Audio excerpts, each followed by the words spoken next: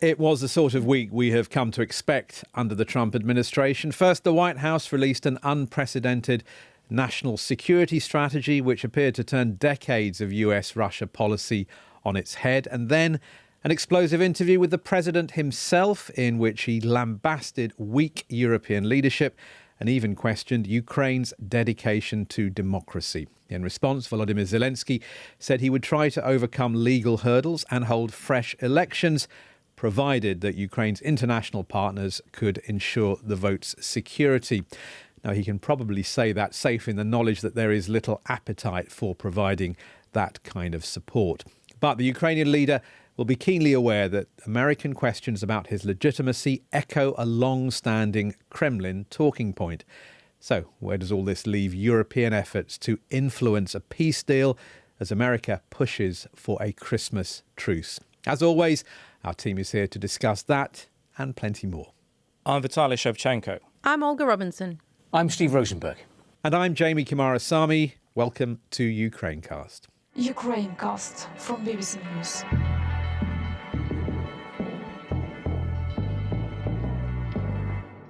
OK, we're going to get to your questions in just a moment, but we have to start with the subject of elections and the big question. I mean, could we really see them taking place during wartime, Vitaly? Ukrainian law says that it's not supposed to happen, but after all the pressure from the United States and America, Volodymyr Zelensky is now saying, well, look, if you make the fighting stop, in about 3 months, we might be ready. And I do see it as a response to the pressure rather than a pledge to hold elections. Donald Trump said that Volodymyr Zelensky might win those elections, and he's right. The current Ukrainian president is neck and neck with Valery Zaluzhny, his former commander-in-chief, who's now ambassador to the UK. Petro Poroshenko, the previous president, is a very distant third with only 5%. And the bottom line is, I really don't think that any of those people would be any more willing to meet Russia's and America's demands. And Steve, how's the Kremlin reacted to this announcement by Volodymyr Zelensky? It's something they've been talking about for some time, questioning his legitimacy as president, given that he has been in post longer than expected. Yeah, you're right. This has been a Kremlin talking point for some time now. In fact, a few days ago, Vladimir Putin said, well, you know, we in Russia held a presidential election in 2024, despite everything going on. Why don't they do it in Ukraine? Of course, the big difference is that Russia invaded Ukraine, and there is martial law in Ukraine, and the Ukrainian constitution does not allow for elections in those circumstances. Russia officially does not call what's happening a war. Hence, an election went ahead. I was reading the Russian press this morning, actually, and there was one article which said this is just not going to happen, an election in Ukraine, because that would require the fighting to stop. That would require a ceasefire. And there's no way, this article said, that Russia's going to accept a ceasefire because things are going well for Russia, this article claimed, on the battlefield, and there's no point in Russia stopping. But what do Ukrainians think? More than half of them think that a presidential election right now would be a pointless exercise. 63%, according to a poll carried out in October, are saying that even after a ceasefire with security guarantees, they don't want an election to be held. Well, let's move on. Thanks, Vitaly. We're going to move to a topic that our listeners regularly ask about, and that is frozen assets. This one's slightly different, and it comes from Stuart, who asks, I've seen a report that the West has money tied up in Russia. Is this true? And if so, might she use this Western money to fund her special military operation? Steve, perhaps one for you. I mean, obviously there are Western assets in Russia, and the Russians have indicated that if its assets, which have been frozen in the West, are taken and used, then Russia will respond, will retaliate. So you might imagine that Western assets held here could be under threat. What the value of those assets, I can't confirm that. But obviously Russia will respond. Russian officials have said that any attempt to take Russian frozen assets in the West, Moscow would look at that as theft, illegal, and Russia would take action. We've spoken quite a bit about this, haven't we? We often talk about Belgium as the country that is worried about retaliation because that is where Euroclear, this kind of clearinghouse, is based.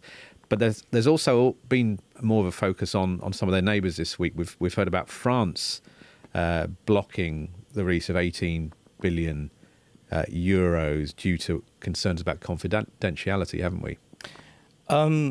Yes. So Russian money is kept in various places, various parts of the West, of which Belgium, more specifically Euroclear, is the biggest pot.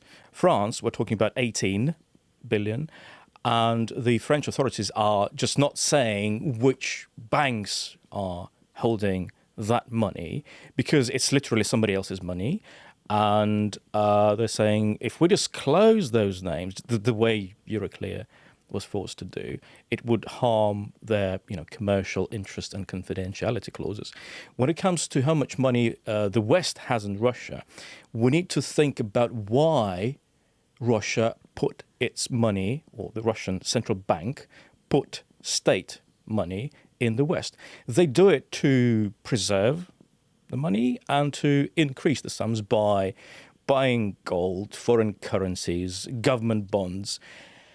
And I really don't think that the West would do that in Russia, given how different Russian market is.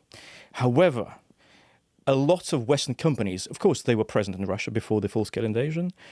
They had invested a lot of money in Russia, and because of the sanctions and reputational damages of doing business in Russia, they had to go.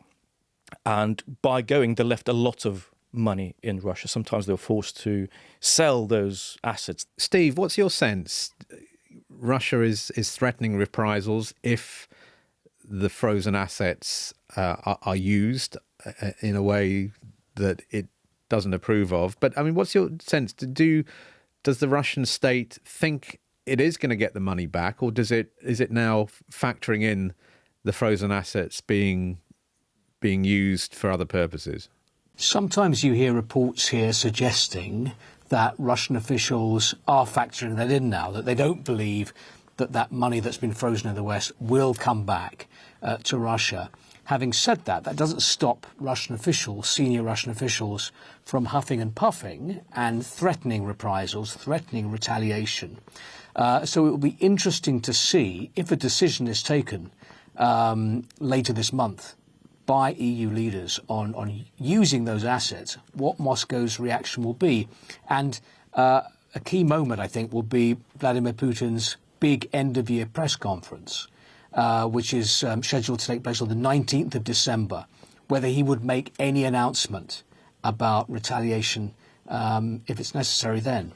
Actually, the date for the press conference is quite remarkable, in my opinion, because this is a Friday, and I've just double-checked on my calendar, because this is the first time in my memory that I have watched every single one of these over the past decade. This is the first time this would be happening not on a Thursday. And his most important decisions were announced and speeches made on Thursdays, including the invasion of Ukraine, Thursday, the 24th of February 2022. Right, Steve, why might Friday be the new Thursday then? It's strange. We were expecting it to be on the 18th, right, on the Thursday, and we're very surprised to hear about the Friday. I don't know. Could it be to do with the fact that the EU will be talking about the frozen Russian assets on the 18th, and that President Putin might want to react to whatever decision's taken? I don't know. That's complete speculation. But it is very unusual, to have one of these big end-of-year press conferences on the Friday, yeah. Will you be popping up, waiting several hours to speak to him? I hope to be there. There's no guarantee you get a question, but it's normally a marathon affair, lasting 4 or 5 hours. So We'll see what happens this year. OK, we'll get back to economic matters in just a moment, but let's just talk about the war on the ground, because we've had this question in from John, who asks, as far as I can tell, the Alabuga production plant for Shahed-style drones is no more than 2,000 kilometres from Ukraine. I read that the new FP5 Flamingo missile has a range of 3,000 kilometres, so why hasn't Ukraine destroyed Alabuga yet?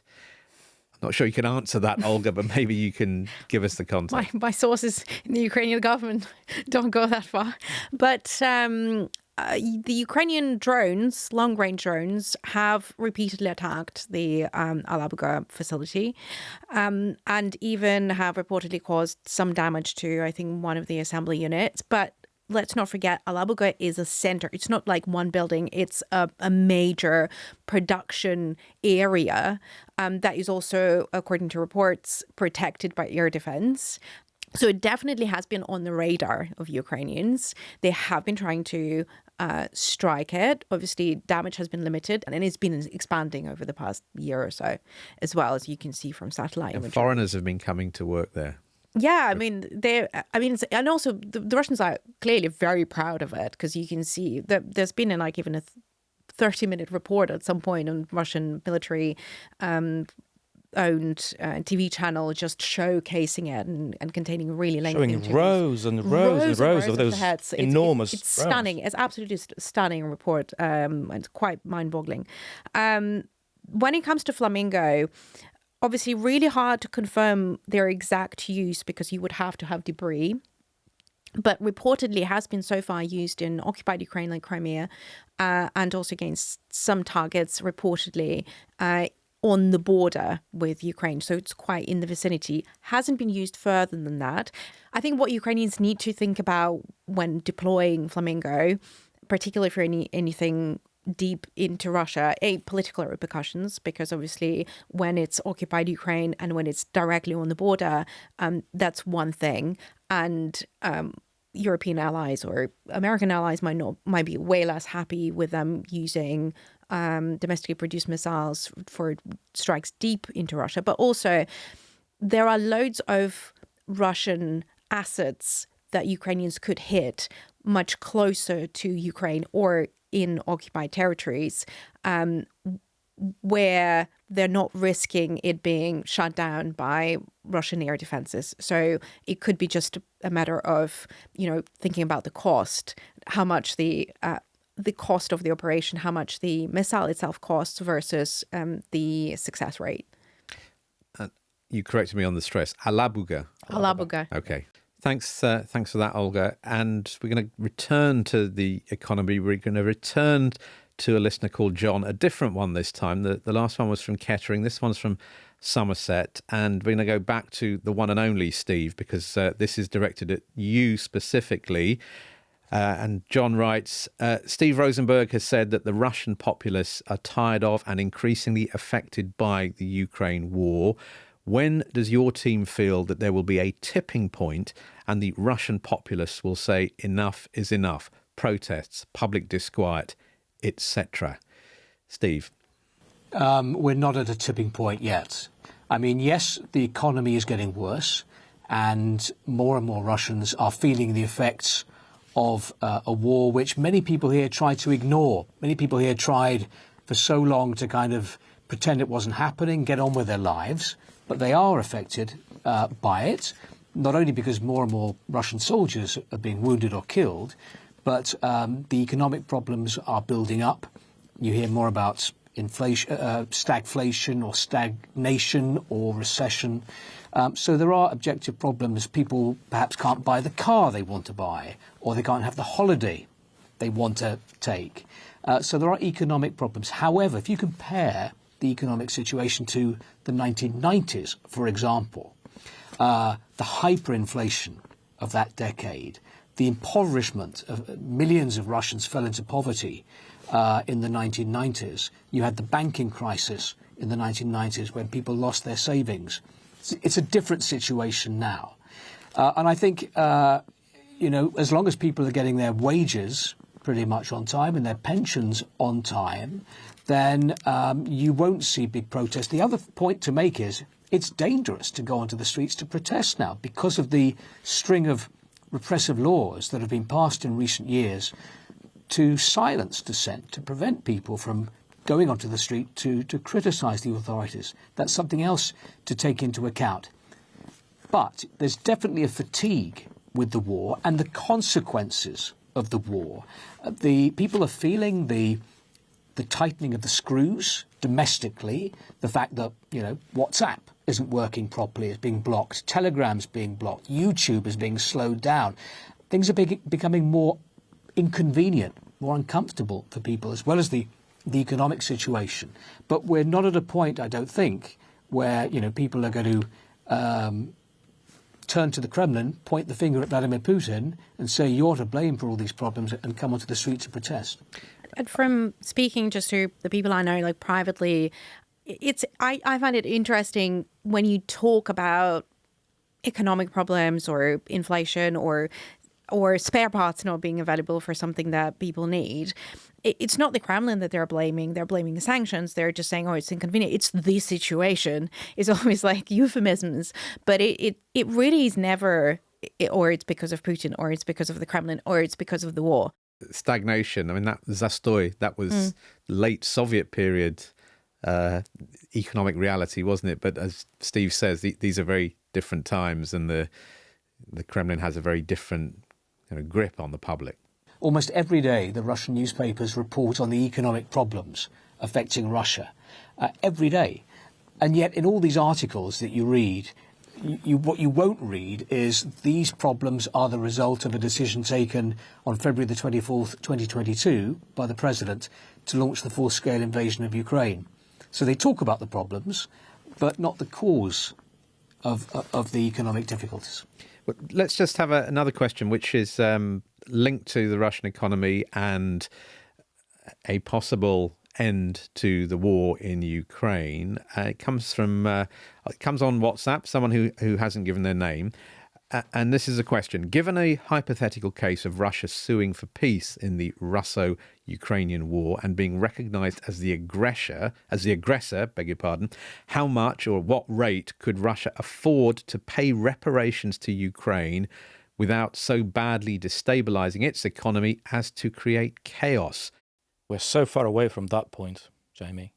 I genuinely don't see this situation happening anytime soon when Russia, or indeed Ukraine's allies, were to start thinking or discussing in any detail the amounts or the ways of how Russia could help Ukraine rebuild. The current reality is that even Ukraine's allies, or countries that Ukraine thought were its allies, but now more reluctant or even aligned with Russia, they're now talking about how much Ukraine needs to sacrifice in terms of its own territory, its own sovereignty, its own future. So this is where things are headed at the moment, which is starkly different from even the year 2022, when there was talk of Ukraine winning rather than Ukraine securing peace. Right now, Ukraine is under enormous pressure, and so is Europe, which seems to be, well, the biggest remaining ally of Ukraine. And Steve, the listener says it's hypothetical, but that phrase in the question, Russia being recognised as the aggressor, I mean, there's no way that the Kremlin would put its hand up and say, yes, we were the aggressor, would it? No, no way at all. I mean, having listened to, Vladimir Putin's speeches, these commentaries for the last 4 years, no, because according to the official narrative here, Russia is not the aggressor, Russia is the victim. Russia didn't invade Ukraine, Russia is liberating those areas of eastern Ukraine. The whole situation is turned on its head, and you have this, we've talked about it for the last 4 years, this parallel reality, this alternative reality. And, there is no talk here about reparations, all the talk is of Russia winning and Russia putting more and more pressure on Ukraine. You can see it from Vladimir Putin's confidence every time he sort of comes out. He feels that he's winning, not only because of the situation on the battlefield, but he can see what's going on in America. He can read the new national security strategy published by Donald Trump. The previous national security strategy published by Joe Biden mentioned Russia, 50 times? More than 50 times, and always in a negative sense as a threat, as an enemy. This new strategy mentions Russia maybe, 7 or 8 times, and not as a threat. It talks about repairing strategic stability with Russia, and that's it. Steve, I want to pick up on something you said earlier about how difficult it is for anyone who goes out and protests or says anything against the Kremlin, for anyone, ordinary people. But it's because we've got a question that came that was inspired by Vitaly's interview with one of the members of Pussy Riot. It comes from Claire in Melbourne. And she's talking about what Maria Alyokhina said to Vitaly. She said, in that interview, she mentioned that her parents' apartment was searched. I wondered if this kind of harassment is normal for anyone speaking up from abroad, or whether it mostly only happens to the families of well-known people. For example, there is a Russian guy in my home city of Melbourne who speaks at rallies sometimes, but as far as I know, isn't a celebrity or a famous dissident. He's just a normal guy. With so many people having left the country, is there more they could be doing from abroad, or would there be consequences for any family they've left behind? You read about cases, I think Ilya Yashin, the prominent opposition activist, the apartment of his parents was searched a few months back, I remember, and the apartment of Leonid Volkov, the opposition activist, was searched as well. And, there have been cases of journalists, investigative journalists who've left Russia.